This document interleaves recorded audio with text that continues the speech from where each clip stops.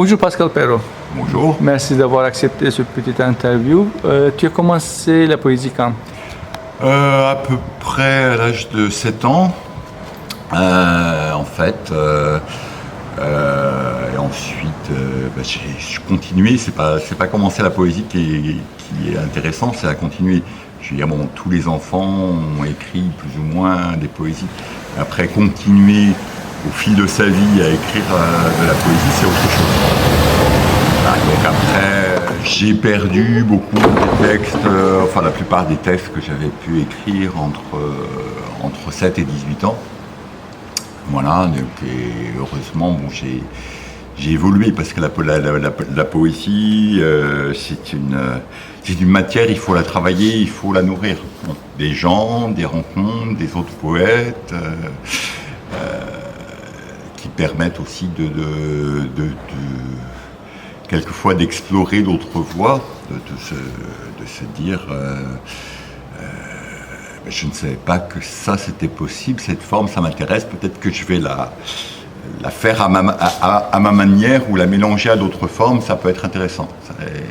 Mais tant qu'on n'a pas le choix, je dirais, des couleurs, on ne sait pas quelle couleur on va utiliser puisque on ne sait pas que telle couleur existe. Le fait de lire de la poésie, de préférence, pas seulement au XIXe siècle, mais aussi XXe siècle, aussi poète vivant, etc. Ça permet de s'ouvrir à plus de couleurs différentes, plus d'émotions, de formes différentes, et voir tiens, est-ce que avec cette forme, je vais pouvoir faire d'autres choses. Bon. C'est un peu comme en peinture. Bon, avant de choisir sa propre voie, il est important de savoir aussi ce qui s'est passé avant, ce qui se passe maintenant, c'est-à-dire les formes possibles qu'on peut utiliser sans copier, mais en s'en nourrissant. Voilà. Le premier poème, premier recueil publié? Premier poème publié. La revue des Amis d'André Laude, parce que j'avais écrit un texte en hommage au poète André Laude, et qu'il m'avait demandé de le publier dans leur revue. Bon. Maintenant, mon premier recueil, en fait, je m'y suis mis assez tard après beaucoup d'années de performance. J'ai publié donc le premier, je crois, recueil, c'est il y a 4-5 ans. J'ai été sollicité par un poète que j'avais rencontré en festival, et qui montait une nouvelle maison d'édition et qui m'a dit je veux absolument un recueil de toi. Voilà. Et tu peux parler un petit peu de ta qualité de performeur? Voilà. Oui, je peux en parler. En fait, ça a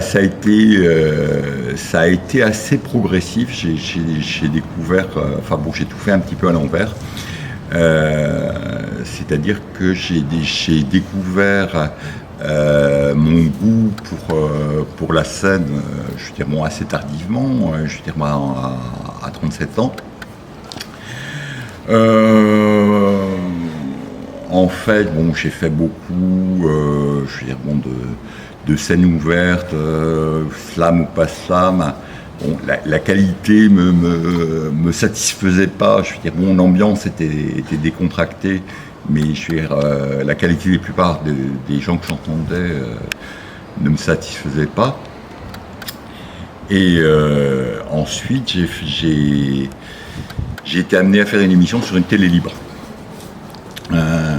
C'est-à-dire que on m'avait parlé de cette télé libre qui mettait dans le 20e arrondissement et dans des banlieues limitrophes. Et je me suis dit, tiens, je vais voir ce que c'est. Bon. Et je les entends dire, si un spectateur a une émission à nous proposer, qu'il vienne la proposer directement tel jour. Donc j'y vais, je propose un vague projet sur les poètes vivants, et à la fin je dis du moins si ça se fait.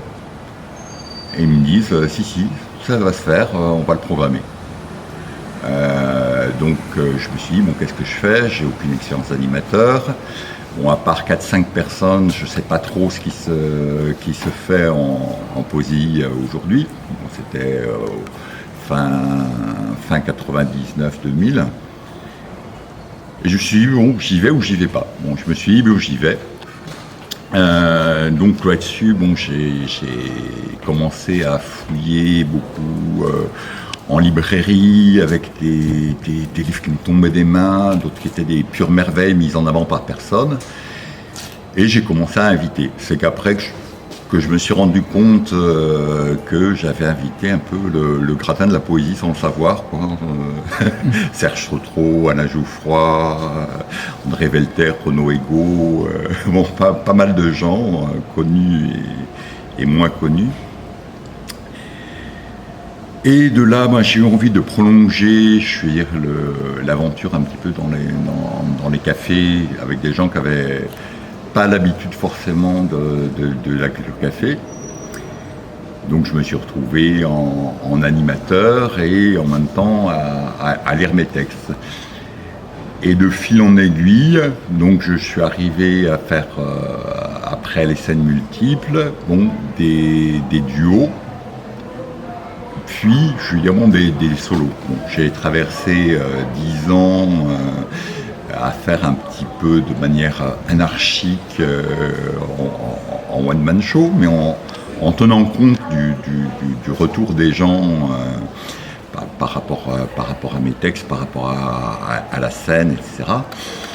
Et après, j'ai pris 2 ans de cours de théâtre adulte, c'était en bas de chez moi, pour me donner des outils complémentaires pour la scène.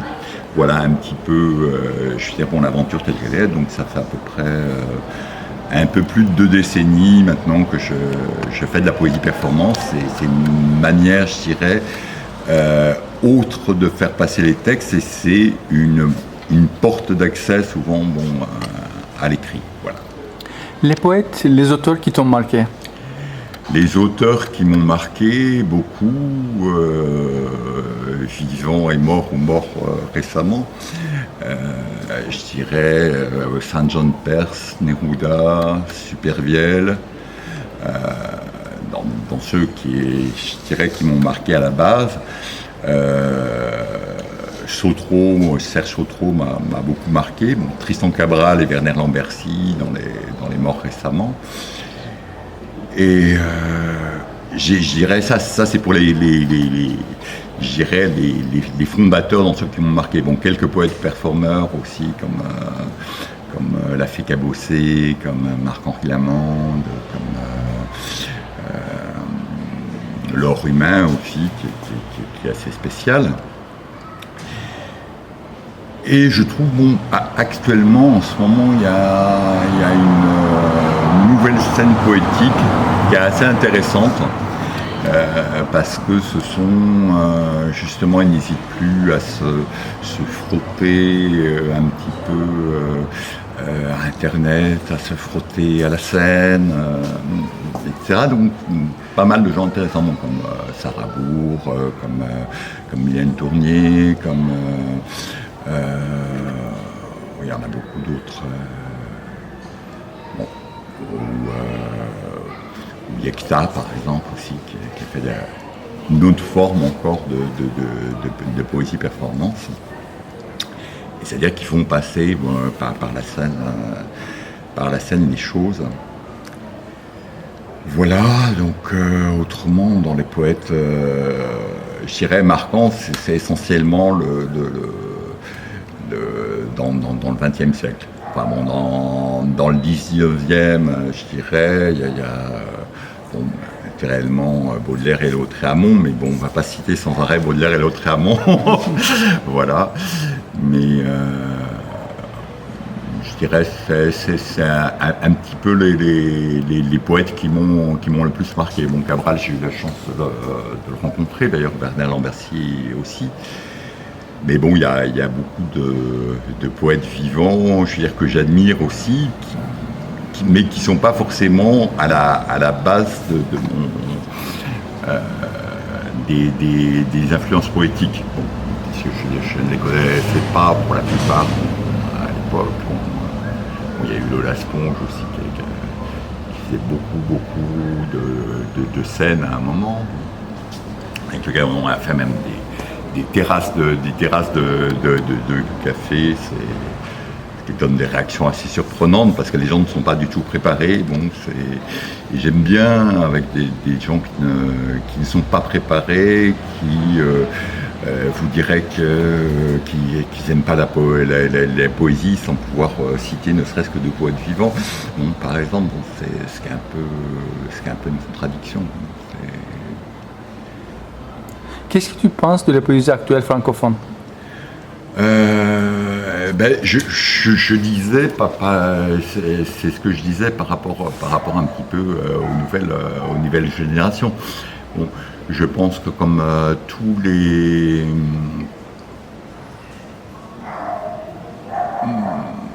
Il y a je dirais, bon, je suis contre un petit peu, bon, une certaine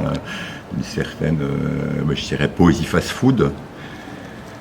Bon, c'est-à-dire le côté slam, bon, il y en a 5 qui bossent, les autres, il faudrait qu'ils commencent à se mettre au travail, bon, en gros.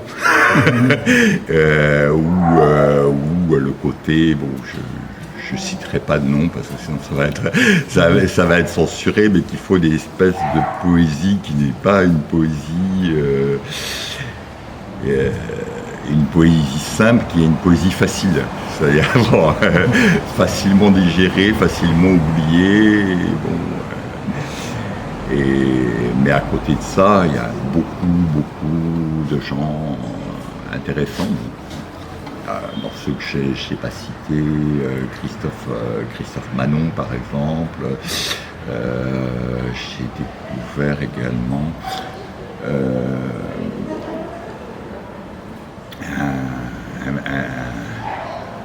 un poète, Laurent Mouret, qui est extrêmement intéressant. Donc vous avez beaucoup de choses qui se passent, mais bon, et ça je pense que ça a été à toutes les époques beaucoup de tri à faire, parce que bon, il y a aussi une poésie gratuitement hermétique, je dirais. C'est-à-dire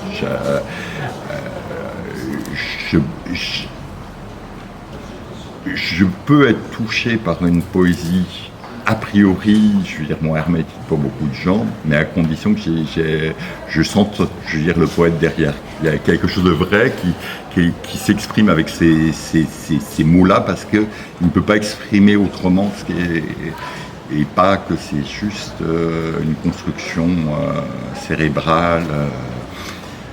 J'aime bien qu'il y ait un peu de ventre et de tripes dans la poésie.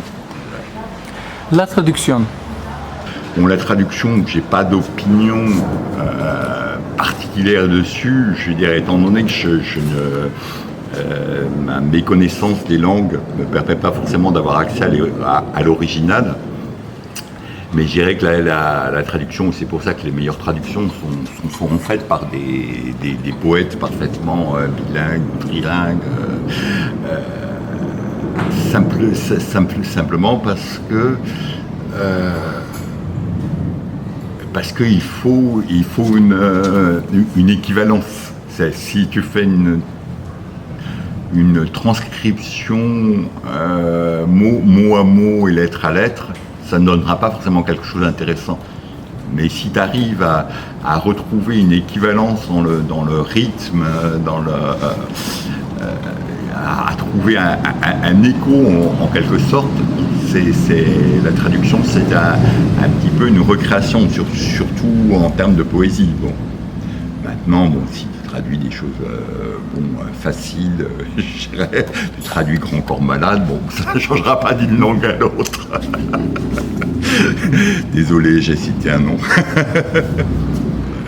Alors, la poésie, est-ce que c'est un besoin, une nécessité pour les autres, pour les gens? Moi, je pense que c'est une nécessité. Puis je pense surtout que c'est vraiment la forme la plus adaptée à notre mode de vie. Je veux dire, pourquoi ? Parce que c'est une forme de réflexion, de révolte, d'utopie sous une forme courte. Que tu n'es pas obligé d'avoir nécessairement un mode de lecture classique. C'est-à-dire que par exemple, tu peux prendre un livre, je veux dire, au milieu, aller vers un poème sur la fin, revenir après sur tel poème. Tu n'es pas obligé de le lire nécessairement en continuité. Et je veux dire, en plus, un poème, quelque part, ça tient chaud au corps parce que tu peux t'en nourrir plusieurs fois. C'est-à-dire que tu ne relis pas forcément le même poème quand tu lis. Tu lis un poème, la deuxième fois que tu le lis, ce n'est pas le même poème, tu comprends autre chose. Parce que, et je préfère d'ailleurs les gens qui disent bon, je n'aime pas la poésie, mais en connaissance de cause, que ceux qui mettent le mot poésie partout à toutes les sauces. Bon, en raison, je peux comprendre les gens qui fuient la poésie, puisqu'une des caractéristiques de la poésie, c'est aussi la densité. C'est-à-dire qu'il peut y avoir plusieurs idées dans une même ligne, une même phrase peut être interprétée de plusieurs manières différentes. Donc je pense qu'elle est essentielle aussi parce qu'elle apporte l'art de la nuance et du langage qui a tendance à se perdre. Et c'est un peu comme Samson qui écarte les colonnes. Si on n'a pas la poésie, il nous reste le langage de la télé-réalité, ce qui serait assez déplorable. Voilà. Est-ce que tu peux parler un petit peu du marché de la poésie ? Je crois que tu viens depuis un certain temps déjà, oui. Donc tes impressions, non ? Le marché de la poésie, pour moi, il y a des... Bon, il y a un côté, quelquefois, qui a l'air un peu figé, un peu plan-plan, bon, il faut le dire. Mais je vais toujours au marché de la poésie pour les quelques instants magiques qu'il peut y avoir. C'est-à-dire que ça peut être une rencontre d'une personne, une conversation complètement inattendue ou complètement décalée. Bon, je me souviens par exemple avoir causé avec Guy Goffet alors que j'avais encore lu aucun de ses recueils. Bon, je me suis rattrapé depuis, mais causer très librement des vertus comparées des alcools et des différentes formes d'ivresse. Je veux dire, alors que je ne le connaissais pas 5 minutes avant. Bon, ou découvrir un texte. Chaque année, je veux dire, il y a au moins, en feuilletant sur les stands, etc., un auteur que je ne connaissais ni d'Ève ni d'Adam et où j'ai un coup de foudre littéraire. Et donc pour ces moments, je veux dire, bon, ça vaut, c'est quelque chose qui vaut vraiment la peine. Mais on peut aussi piétiner pendant des heures sans qu'il se passe rien. Mais aussi ou retrouver quelqu'un qui vit en lointaine province et le retrouver là avec voilà, bon, comme régulièrement chaque année je retrouve par exemple Daniel de Brouckère et Yves-Jacques Bouin qui avaient participé les deux à mon émission sur une télé libre et je ne les vois que là, bon, par exemple. Donc il y a beaucoup de choses qui se passent au marché, mais il faut être très patient, il faut être à l'écoute, ça peut être des heures de stagnation, puis soudain, paf, il y a quelque chose de magique qui se passe. Voilà. Merci beaucoup Pascal. Bien. Que donnerais-tu pour sauver le rire, la belle sauvagerie des jardins? Non béance contrainte de la bouche, ni esclaffement sans grâce, complaisante hilarité sans objet, sinon retarder la marche de la mort. Mais la belle trace de soi, qui vit la vie par tous ses pores, toutes ses déclinaisons. infime tremblement qui dénoue les mots, les murs, les entrailles. Cette réserve d'innocence, où d'autres puiseront leur soif, cette complicité du sang qui griffe la virgule d'une humanité accordée. Sauver le désordre des excroissances végétales, non ces allées ordonnancées en une rigueur anxiogène, mais le souple déliement de l'arbre vers les sommets de son acmé, succulentes efflorescences, où les mains du jardinier ne sont plus que la caresse d'une feuille. Que donnerais-tu? Que donnerais-tu pour sauver les larmes? Non celle quasimotique qui te secoue, te fissure à l'annonce des morts que vivant tu aimais, que nul blottissement ne viendra secourir. Non celle qui te perce et te laisse amoindri dans l'urgence du vide, mais l'issue de secours aux déserts minéraux, à leur densité qui t'assèche, t'aspire dans l'œil des colères, qui t'essore de toi et laisse dans l'égout s'écouler ta noirceur, qui comme un mauvais pu exude de toi toutes les tristesses mal assainies et sème tout au fond quelques fleurs au passage. Il ne s'agit pas de sauver le monde, de le porter sur ton dos, encore moins, juste d'un sacrifice à ta mesure d'homme, jeté par-dessus la proue, le lest encombrant de ta vanité. Ce qui frétille, effervesce, pétille, vivifie, euphorise, est-il encore de mise dans un monde en morceaux? Devons-nous nous sentir coupables de nos rires? À moins que ce ne fût précisément cela qui ne maintint l'équilibre entre la mort et le souffle, l'appétence pour le détruire et le courage d'édifier. Dehors, les brouillards corrosifs trouent jusqu'à la chair des mots, percent la peau du soleil, arbitrent la direction des nuages et crucifient de glace ce monde auquel nous avions pourtant cru de toutes nos misérables forces. En ces murs, la vie condensée résiste au tourbillon d'équations impossibles, mathématiques de l'angoisse, où le connu nous devient inconnu, pétri au sein d'archile maléfique. Ici est la chaleur qui s'exangue du verbe, murailles ébréchées qui résistent à la morsure du froid. Que le jeu prenne place et grippe les rouages des machines à cadavres. S'il ne les enraie point, maintiennent pour le moins un espace sensible au centre des émotions mortes. Encore? Ok.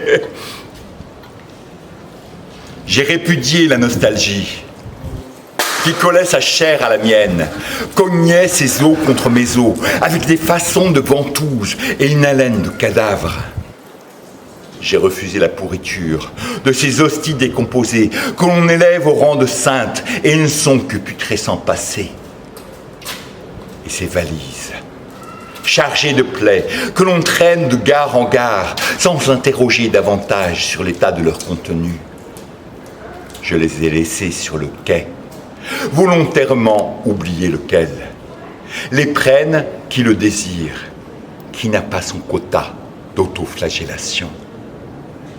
Se murer dans les hier, se laisser inonder par ces flots corrosifs, est incapacité à repenser la forme, à retrouver en géomètre les périphéries du désir.